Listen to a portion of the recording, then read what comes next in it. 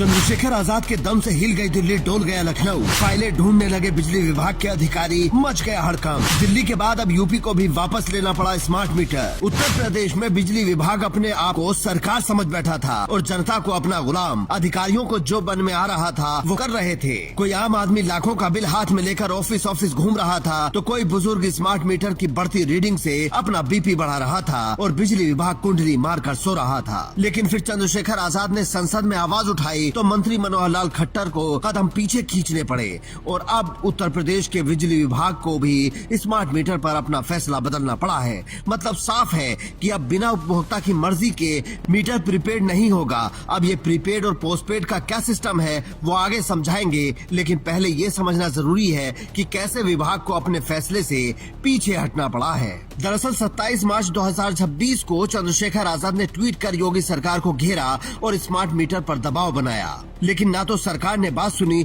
और ना ही विभाग के कान पर जू रेंगी। इसके बाद चंद्रशेखर आजाद ने 2 अप्रैल 2026 को संसद में केंद्रीय मंत्री मनोहर लाल खट्टर से सीधा सवाल पूछ लिया और वहीं से ये बात साफ हुई कि स्मार्ट मीटर को प्रीपेड करना कोई जरूरी नहीं है, लेकिन विभाग इसे अब तक जरूरी बताकर हर उपभोक्ता को परेशान कर रहा था। अध्यक्ष जी, प्राइवेट कंपनियां कहती हैं पहले इस्तेमाल करो फिर विश्वास करो, और हमारी भाजपा के नेतृत्व वाली एनडीए सरकार भी पहले स्मार्ट मीटर के नाम पर उपभोक्ताओं से कह रही है पहले भुगतान दो फिर बिजली लो।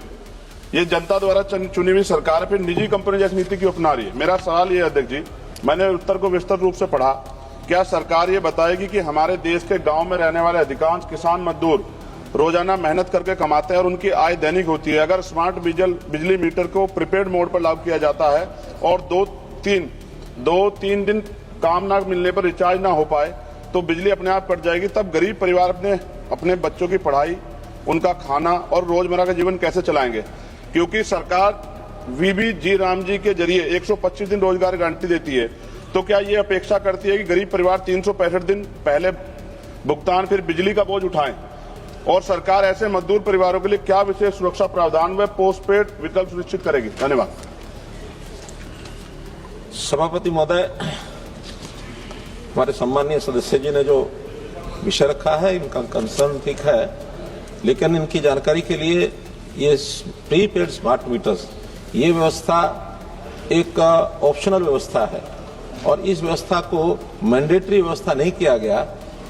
जैसे ही ये बात उपभोक्ताओं को पता चली वो खुश हो गए, लेकिन इसके बाद राज्यों के अधिकार क्षेत्र पर मामला अटक गया था, जिस पर अब उत्तर प्रदेश की सरकार ने प्रीपेड मीटर की व्यवस्था को ऑप्शनल करने का फैसला किया है। लेकिन इसमें एक बड़ा पेच है, क्योंकि यूपी में करीब 70 लाख उपभोक्ताओं का पहले से ही मीटर प्रीपेड मोड में कर दिया गया है, जिनके मन में सवाल है कि अब हमारा क्या होगा। तो इस पर उत्तर प्रदेश की उपभोक्ता परिषद बिजली विभाग के साथ बात कर रही है और रास्ता निकालने की कोशिश हो रही है। उम्मीद है कि पिछले उपभोक्ताओं को भी ऑप्शनल सुविधा मिलेगी। मतलब अगर उपभोक्ता चाहेगा तो प्रीपेड कनेक्शन रखेगा और नहीं चाहेगा तो हटा दिया जाएगा। और ये सब चंद्रशेखर आजाद के संसद में आवाज उठाने की वजह से ही संभव हो पाया है, वरना उत्तर प्रदेश में बिजली विभाग ने आतंक मचा रखा था और किसी भी नेता को कोई फर्क नहीं पड़ रहा था। अब सवाल है कि आखिर ये प्रीपेड और पोस्टपेड वाला बवाल क्या है? इसे आसान भाषा में ऐसे समझिए कि जो नई व्यवस्था बिजली विभाग लेकर आया है उसमें आपको मोबाइल की तरह बिजली के लिए भी पहले से रिचार्ज करना पड़ेगा